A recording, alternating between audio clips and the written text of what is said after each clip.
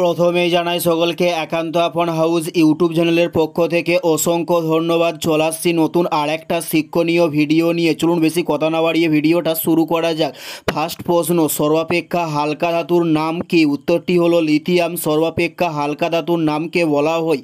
উত্তরটি হলো lithium. Next প্রশ্ন, দাদন কথার অর্থ কি? উত্তরটি হলো অগ্রিম। দাদন কথার অর্থ উত্তরটি হলো অগ্রিম। দাদন কথার অর্থ বলা হয়ে থাকে। নেক্সট প্রশ্ন, ওয়াহাবি কথার অর্থ কী ছিল? উত্তরটি হলো নবজাগরণ বলা হয় ওয়াহাবি কথার অর্থকে। উত্তরটি হলো নবজাগরণ বলা হয় ওয়াহাবি কথার অর্থকে। নেক্সট প্রশ্ন, তিতুমির কোন আন্দোলনের সঙ্গে যুক্ত ছিল? উত্তরটি হলো ওয়াহাবি আন্দোলনের সঙ্গে তিতুমির যুক্ত ছিল।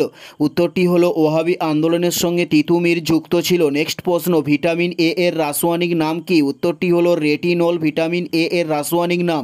নেক্সট প্রশ্ন, রাজতরঙ্গিনীর রচয়িতা কে ছিলেন? উত্তরটি হলো কোলহন ছিলেন রাজতরঙ্গিনীর রচয়িতা।